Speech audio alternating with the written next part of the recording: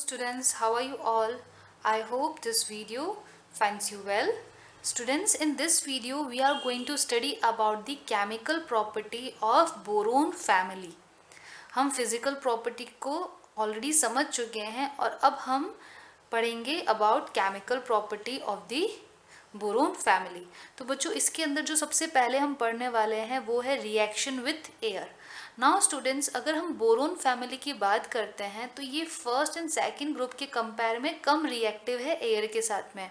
ठीक है, जो बोरोन फैमिली है वो फर्स्ट और सेकंड ग्रुप के कंपेयर में कम रिएक्टिव है। ठीक है, इसका मतलब हम ये कह सकते हैं कि अगर बोरोन फैमिली के एलिमेंट्स को हमें रिएक्ट कराना है एयर के साथ में तो हमें थोड़ा सा टेम्परेचर देना पड़ेगा। We have to apply high temperature in order to carry out that particular reaction.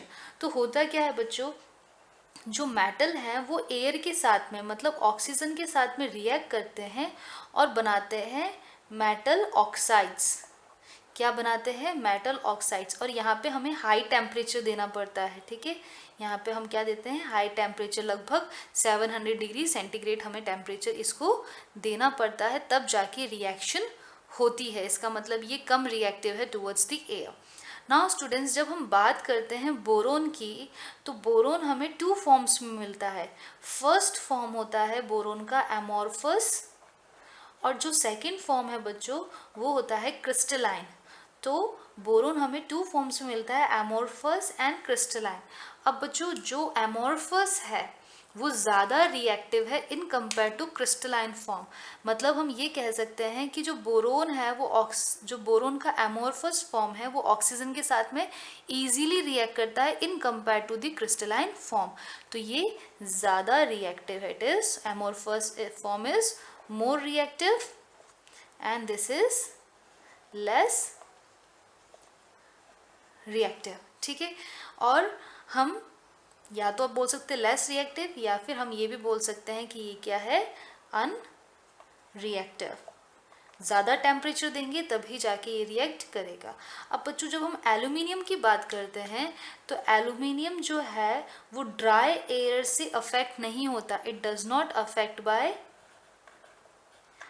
Not affect by dry air. ठीक है, ड्राई एयर अगर है तो ये रिएक्ट नहीं करेगा ऑक्सीजन के साथ में।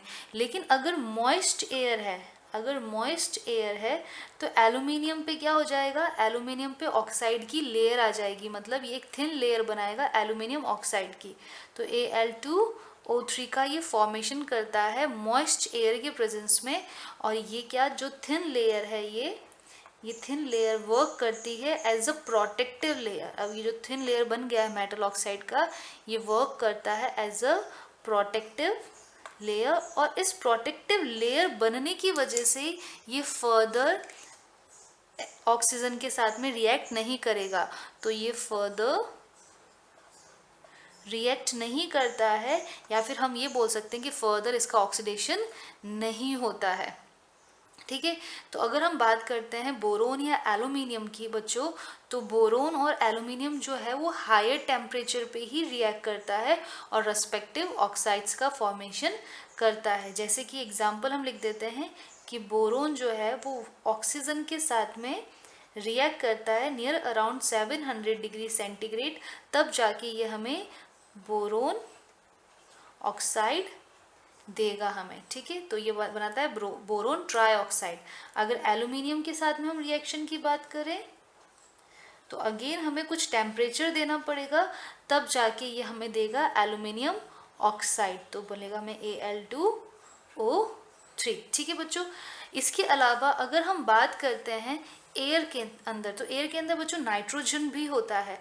तो बोरोन और एल्यूमिनियम ही ऐसे हैं जो नाइट्रोजन के साथ में रिएक्ट करते हैं। उसके अलावा जितने भी एलिमेंट्स हैं जैसे कि गैलियम, इंडियम और टेलियम, ये रिएक्ट नहीं करते हैं नाइट्रोजन के साथ में। तो देख लेते हैं बोरोन और एल्यूमिनियम की क्या रिएक्शन है।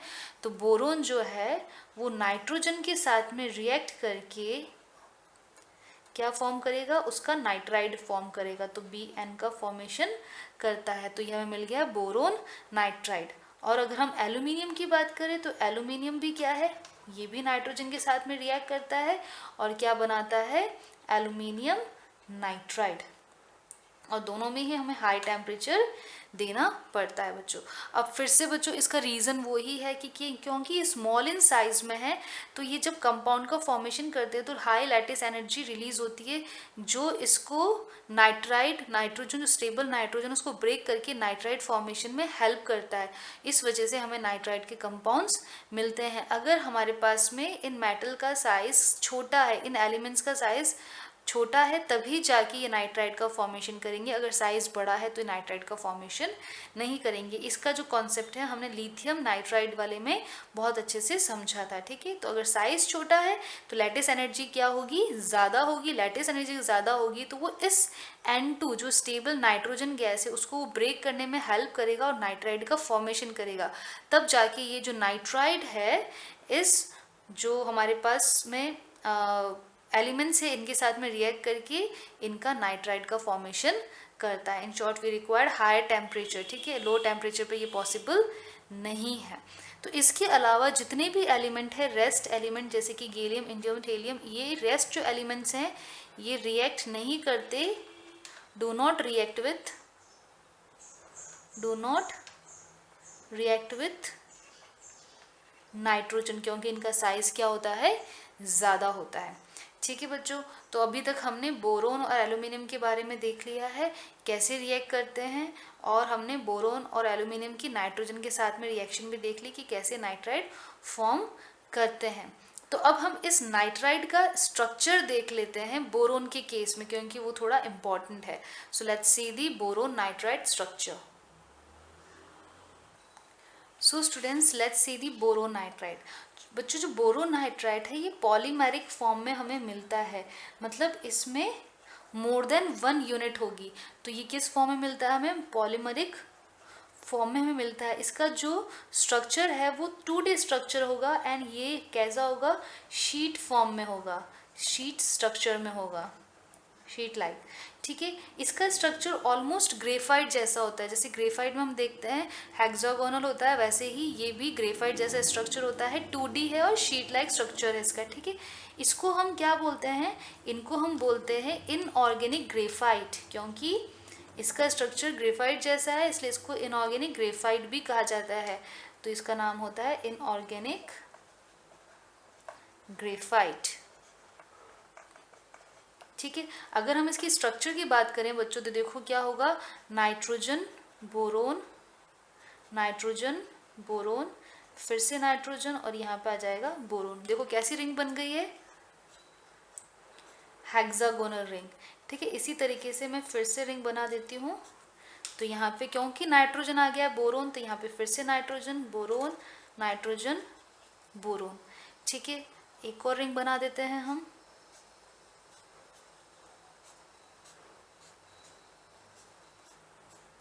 ठीक है। मैंने गैप्स छोड़ दिए हैं तो हम लिख देते हैं बोरोन, यहाँ पे आ गया तो नाइट्रोजन, वापस बोरोन, नाइट्रोजन बोरोन, ठीक है। और नाइट्रोजन नाइट्रोजन, तो यहाँ पे बोरोन, बोरोन के बाद नाइट्रोजन, ऑल्टरनेट फॉर्म में लिखना है आपको बोरोन। अब यहाँ पे नाइट्रोजन आ गया तो बोरोन, यहाँ पे नाइट्रोजन बोरोन, और ऑल्टरनेट में आ गया।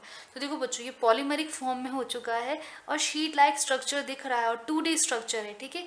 और साथ में इसको हम बोलते हैं इनऑर्गेनिक ग्रेफाइट। अब बच्चों अगर इसकी प्रॉपर्टी की बात करें तो ये हार्ड सब्सटेंस है, ठीक है। बोरोन नाइट्राइड जो है वो हार्ड सब्सटेंस है और ये केमिकली इनर्ट होता है ऑर्डिनरी टेम्परेचर पे। मतलब अगर हम नॉर्मल टेम्परेचर की बात करें तो ये केमिकली क्या है, इनर्ट, इतना इजीली रिएक्ट नहीं करता किसी के साथ। तो बच्चों ये है हमारे पास में बोरोन नाइट्राइड का पूरा थ्योरी। अब अगर हम बात करते हैं एल्यूमिनियम नाइट्राइड की स्टूडेंट्स, तो एल्यूमिनियम जो नाइट्राइड है वो क्या है, हमारे पास में आयनिक के नेचर का होता है, और ये जब वाटर में डिसॉल्व कर दें हम इसको तो ये अपना बनाएंगे हाइड्रोक्साइड और साथ में अमोनिया गैस को रिलीज करेंगे। देख लीजिए इसको हम पहले लिख देते हैं कैसा है, आयनिक है। और जब एल्यूमिनियम नाइट्राइड को हम रिएक्ट कराएंगे वाटर के साथ में तो सबसे पहले तो ये बनाएगा अपना hydroxide, that is aluminium hydroxide, ठीक है। और साथ में ये रिलीज करेगा अमोनिया गैस। तो वाटर के साथ में क्या रिलीज करता है, अमोनिया गैस रिलीज करता है। सो स्टूडेंट्स ये अभी हमने पढ़ लिया है रिएक्शन विथ एयर। तो चलो अब हम पढ़ते हैं reaction with water.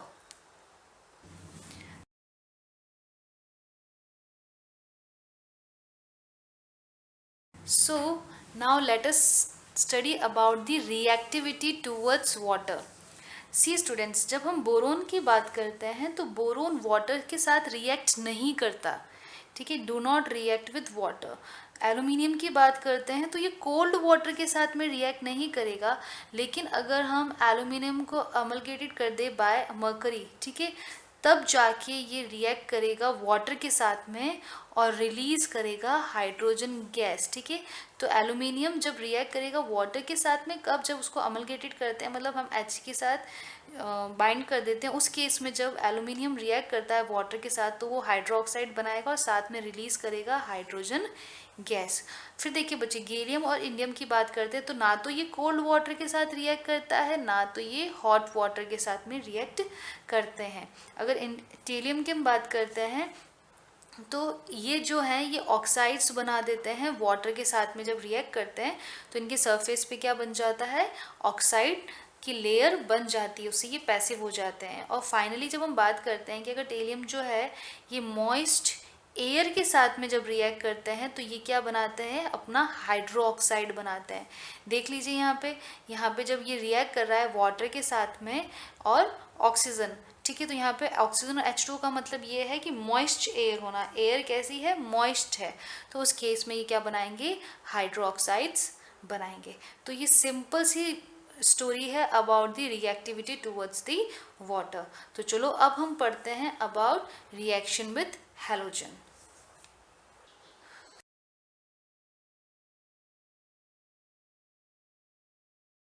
So now let's see about the reaction with halogen.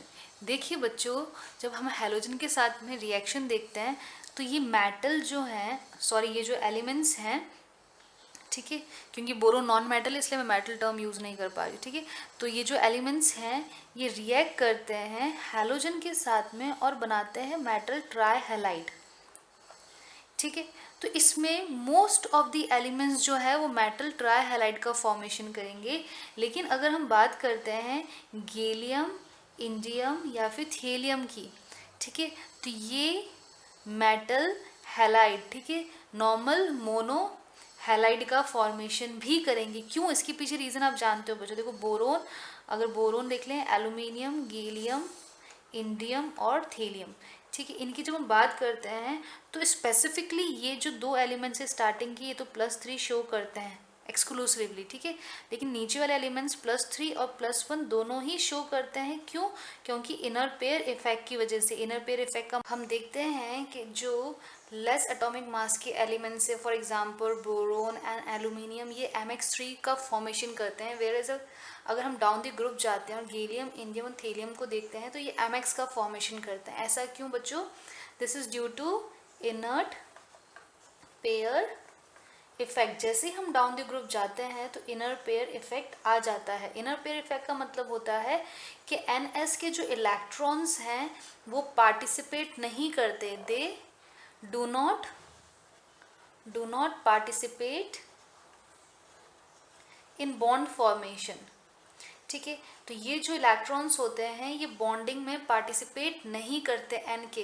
तो अगर N के पार्टिसिपेट नहीं करेंगे तो आउटरमोस्ट शेल में कितने इलेक्ट्रॉन बचेगा, सिर्फ 1, P का 1 बचेगा, क्योंकि बोरोन की सीरीज है तो आप जानते हैं यहाँ पे NS2 होता है एंड NP1 होता है। अगर ये S पार्टिसिपेट नहीं कर रहा है तो सिर्फ कितना इलेक्ट्रॉन बचेगा हमारे पास में, 1 इलेक्ट्रॉन। इसलिए डाउन द ग्रुप जब हम जाते हैं तो इनर पेयर इफेक्ट लगता है, मतलब एस के इलेक्ट्रॉन पार्टिसिपेट नहीं करते। इस वजह से कौन सी कॉन्फ़िगरेशन, कौन सी ऑक्सीडेशन स्टेट स्टेबल हो जाती है, +1 की। तो देखो बच्चों, जब हम बात करते हैं बोरोन की तो ये एक्सक्लूसिवली +3 दिखाता है, एल्यूमिनियम भी +3 दिखाता है, गैलियम, इंडियम +3 एंड +1 दोनों दिखाते हैं, पर ज़्यादा स्टेबिलिटी +3 की होती है। लेकिन अगर हम इसकी बात करें, लास्ट एलिमेंट की बात करें, तो उसमें +1 ज़्यादा स्टेबल है, इसलिए ये हमेशा क्या कोशिश करेगा, TLX बनाने की कोशिश करेगा। अगर ये TLX3 में भी है तो ये कन्वर्ट हो जाएगा TLX में। क्यों, क्योंकि यहाँ पे +1 जो ऑक्सीजन स्टेट है वो ज़्यादा स्टेबल है due to inner pair effect. So students, now let us see about the BX3। हम BX3 की बात करते हैं। बच्चों जो BH3 है, अगर हम इसका लुईस डॉट स्ट्रक्चर बनाते हैं तो देखो बोरोन में आउटरमोस्ट शेल में कितने इलेक्ट्रॉन्स होते हैं? 3, तो 1 2 एंड 3। ठीक है, अब हम बात कर रहे हैं एक्स की। एक्स के आउटरमोस्ट शेल में कितने इलेक्ट्रॉन्स होते हैं, मतलब हेलोजन के आउटरमोस्ट शेल में कितने इलेक्ट्रॉन्स होते हैं? तो आप सब जानते हैं उनके आउटरमोस्ट शेल में होते हैं 7 इलेक्ट्रॉन्स। तो हम यहाँ लिख रहे हैं 1 2 3 4 5 6 7। इन द सेम वे इसमें 1 2 3 4 5 6 7। इन द सेम वे इसमें 1 2 3 4 5 6 एंड 7। अब बच्चों ये आपस में बनाते हैं बॉन्ड। ठीक है, तो इस तरीके से हम देखें तो इस बोरोन के पास कितने इलेक्ट्रॉन्स हैं? इस बोरोन के पास 3 तो इनके खुद के हैं, 3 तो इनके खुद के हैं बोरोन के। ठीक है, और साथ में इन्होंने एक एक इलेक्ट्रॉन एक्स के साथ, जो एक एक इलेक्ट्रॉन एक्स के हैं वो भी यूज़ किए हैं बॉन्ड फॉर्मेशन में। तो टोटल इनके पास में हो गया 3 खुद के प्लस 3 इन्होंने बॉन्डिंग से लिए हैं। तो टोटल इनके पास कितने इलेक्ट्रॉन्स हो गए? 6 इलेक्ट्रॉन्स हो गए।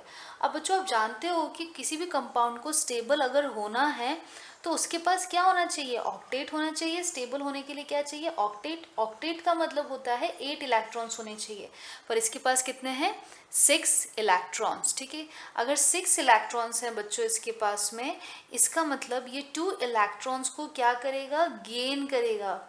और जब भी कोई एलिमेंट इलेक्ट्रॉन को गेन करता है तो हम उसको क्या बोलते हैं? Lewis acid. तो इसका मतलब ये जो BF3 है या फिर जो BX3 है, ये लुईस एसिड की तरह वर्क करेगा। तो इसके पास में अगर कोई भी बेस आता है जिसके पास लोन पेयर है तो ये उससे इलेक्ट्रॉन ले लेगा। जैसे फॉर एग्जांपल अगर BCl3 है मान लीजिए, और अगर इसके पास में बेस आता है अमोनिया, तो देखो ये क्या करेगा? इस अमोनिया के बॉन्ड्स लोन पेयर्स ले लेगा डेटिव बॉन्ड के थ्रू। ठीक है, डेटिव बॉन्ड का मतलब क्या होगा? वन साइडेड शेयरिंग होगा। जो अमोनिया है ये अपने इलेक्ट्रॉन्स को शेयर करेगा। तो इसके पास 2 इलेक्ट्रॉन्स कम थे तो उसको 2 इलेक्ट्रॉन्स मिल गए, टोटल 8 हो जाएंगे। और अमोनिया के पास कितने होते हैं देख लीजिए, यहाँ पे है हाइड्रोजन हाइड्रोजन और यहाँ पे हाइड्रोजन दोनों पे। तो 1 2 3 4 5 6 7 8। तो जब ये इन लोन पेयर ऑफ इलेक्ट्रॉन को शेयरिंग में देगा तो ये इलेक्ट्रॉन इनके पास भी रहेंगे, तो अमोनिया के पास भी 8 हो जाएंगे। और जब ये शेयरिंग में देगा BCl3 को, तो BCl3 के पास में भी कितने इलेक्ट्रॉन्स हो जाएंगे? 8 इलेक्ट्रॉन्स हो जाएंगे। तो इस तरीके से ये क्या करता है बच्चों? डेटिव बॉन्ड बनाते हैं। ये जो लोन पेयर है ये शेयरिंग में देते हैं किसको? BCl3 को। ठीक है बच्चों, इसको हम बोलते हैं पाई पाई बैक बॉन्डिंग। ठीक है, इसको हम क्या बोलते हैं? पाई पाई बैक बॉन्डिंग। और ये जो बैक बॉन्डिंग है ये डिक्रीज करता है with increase in size of halogen. जो पाई पाई बैक बॉन्डिंग है वो इंक्रीज होता है,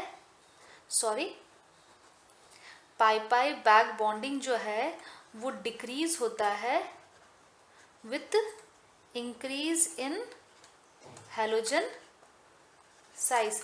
मतलब हैलोजन का साइज जितना ज़्यादा होगा उतनी ही बैक बॉन्डिंग ज़्यादा होगी। तो देख लीजिए ट्रेंड क्या होगा।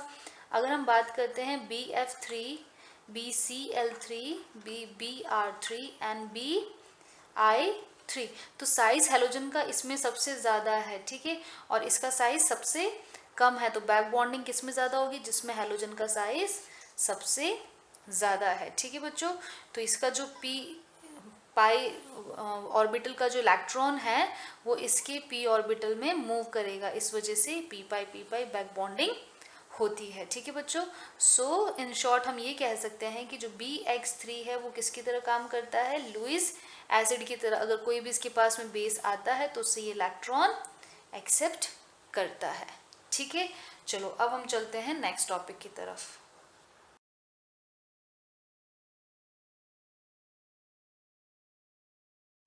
So students, now let us see about the reactivity towards acids and base. See students, अगर हम बात करते हैं बोरोन की, तो जो बोरोन है वो नॉन ऑक्सीडाइजिंग जो एसिड्स होते हैं, नॉन ऑक्सीडाइजिंग एसिड्स, जैसे कि हमारे पास में एग्जाम्पल है डाइल्यूट या फिर कंसंट्रेट HCl H2SO4, इनके साथ में ये रिएक्ट नहीं करता। लेकिन अगर स्ट्रॉन्ग ऑक्सीडाइजिंग एसिड हो, अगर स्ट्रॉन्ग ऑक्सीडाइजिंग एसिड हो, फॉर एग्जाम्पल हमारे पास में हो कॉन्सेंट्रेट HNO3, ठीक है ना।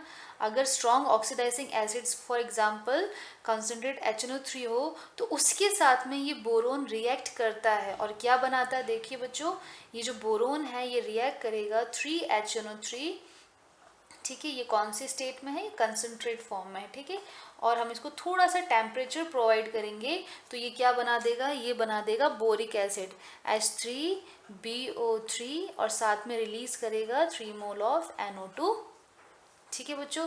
तो ये किसके साथ रिएक्ट करता है, boron normal non oxidising acids के साथ रिएक्ट नहीं करेगा, लेकिन अगर स्ट्रॉन्ग ऑक्सीडाइजिंग एसिड है तो उस केस में ये उसके साथ में रिएक्ट करेगा। इन द सेम वे अगर बोरोन की हम बेस के साथ में बात करें बच्चों, तो ये एल्केलाइन के साथ में मॉडरेट टेम्परेचर पे रिएक्ट नहीं करेगा, मतलब अगर नॉर्मल टेम्परेचर है तो ये रिएक्ट नहीं करेगा, डू नॉट रिएक्ट।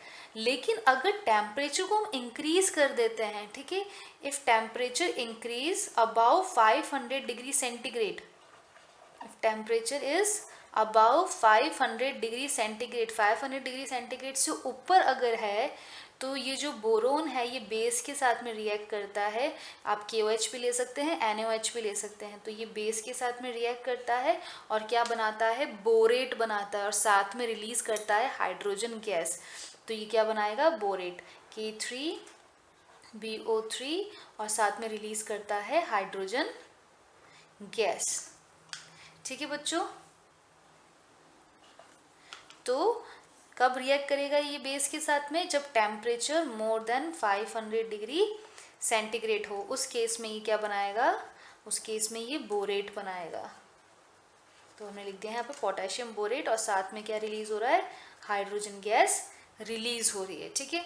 अब हम रिएक्शन देखते हैं एल्यूमिनियम की। जब एल्यूमिनियम एसिड के साथ में रिएक्ट करता है और बेस के साथ में रिएक्ट करता है तो क्या करता है, let's see the reaction of aluminium with acid and base. तो देखिए बच्चों, अगर हम बात करते हैं एल्यूमिनियम की, तो जो एल्यूमिनियम है ये एम्फिटोरिक इन नेचर है, मतलब ये एसिड के साथ भी रिएक्ट करता है और बेस के साथ में भी रिएक्ट करता है। तो देखिए कैसे रिएक्ट करता है।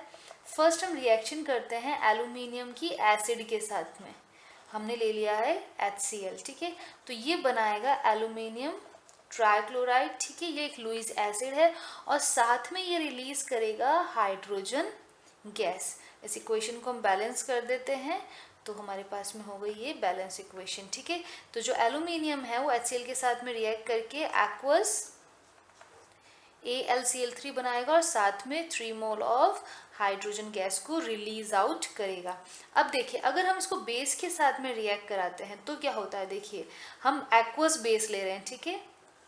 तो जब एल्यूमिनियम रिएक्ट करता है एक्वस बेस मतलब हम वाटर भी उसमें यूज़ कर रहे हैं, ठीक है। तो जब एक्वस बेस के साथ में ये रिएक्ट करता है तो उस केस में ये कॉम्प्लेक्स बनाता है। कौन सा कॉम्प्लेक्स बनाएगा, NaAlOH4 ब्रैकेट क्लोज टेट्राहाइड्रोक्सी एल्यूमिनेट और यहाँ पे फर्स्ट में क्या आ जाएगा, सोडियम। तो हम लिख सकते हैं इसके अंदर सोडियम टेट्राहाइड्रोक्सी एंड एल्यूमिनेट, ठीक है।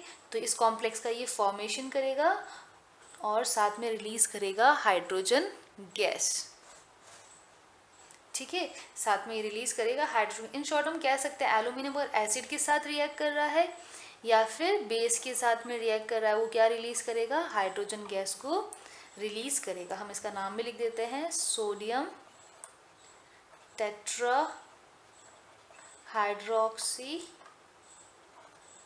एल्यूमिनेट और इसकी ऑक्सीजन स्टेट है बच्चों 3rd, ठीक है। अगर आपको ऑक्सीजन स्टेट निकालनी है तो देखो कैसे निकालेंगे, कॉम्प्लेक्स क्या है हमारे पास में NaAlOH4 और बच्चों आपको पता है हमेशा ऑक्सीजन स्टेट हम किसके लिए निकालते हैं, सेंट्रल एटम के लिए। तो जिसके लिए निकालते हैं उसको तो हम कंसीडर कर लेते हैं X और बाकी सबका हमको नोन होता है। देखिए अब इस यहाँ पे सोडियम कितना है, एक ही सोडियम है तो हमने 1 लिख दिया है। हर सोडियम पे चार्ज क्या है, +1, तो +1 लिख दीजिए। फिर आप वापस लगाइए प्लस और एल्यूमिनियम के लिए हम क्या लेंगे, X, क्योंकि हमें इसकी वैल्यू फाइंड आउट करनी है।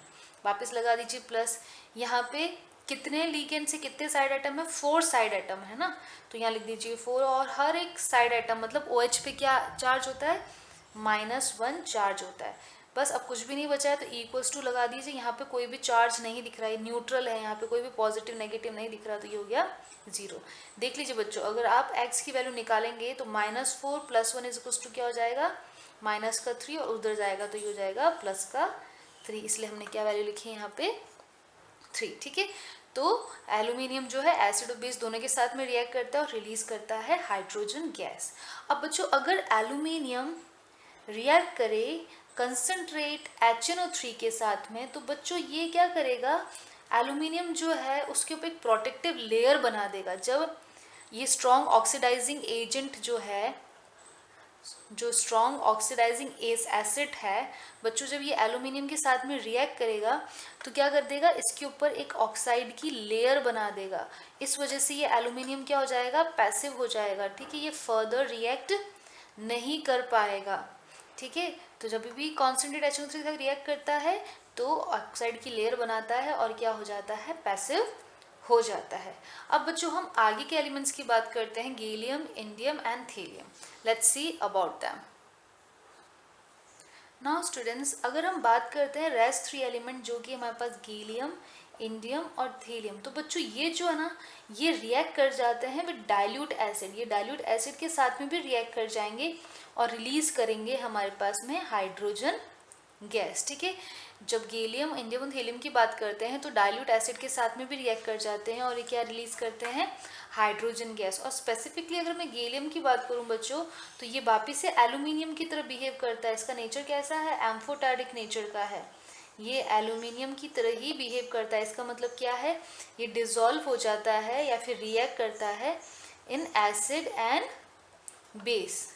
ठीक है, एसिड बेस में डिजोल्व हो जाता है, फिर एसिड बेस के साथ में ये रिएक्ट करता है। अगर हम बात करें कि गैलियम जब रिएक्ट करता है एक्वस बेस के साथ में, तो देखिए क्या होता है, गैलियम जब भी रिएक्ट करता है बेस, एक्वस बेस मतलब वाटर होगा उसके अंदर, तो बच्चों ये बनाएगा गैलेट, मतलब फिर से कॉम्प्लेक्स बनाएगा। तो कॉम्प्लेक्स क्या है यहाँ पे, NaGaOH4N3 hydrogen, 3 mole of hydrogen gas will be removed out. ठीक है, इसको बैलेंस कर देते हैं हम।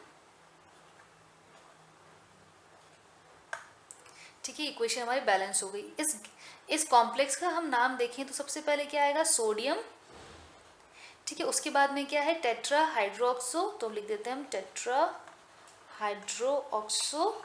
फिर यहाँ पे हमारे पास में है सेंट्रल मेटल, तो इसका नाम हो जाएगा गैलेट, और ऑक्सीजन स्टेट इसकी फिर से क्या हो जाएगी 3। आप बच्चों पहले जैसा ही बिल्कुल यहाँ पे, तो यहाँ पे जब हम इसकी वैल्यू निकालेंगे, इसके लिए क्या है +1, इसके लिए क्या हो जाएगा टोटल -4, +1 -4 किसके बराबर हो जाएगा, -3 के बराबर। ये इक्वल्स टू के उस साइड में जाएगा तो ये 3 के बराबर हो जाएगा, तो हमें ये कॉम्प्लेक्स मिलता है। इट मीन्स गैलियम भी एम्फोटेरिक नेचर शो करता है। So student, this is all about the chemical reactivity of P block element and that too boron family. So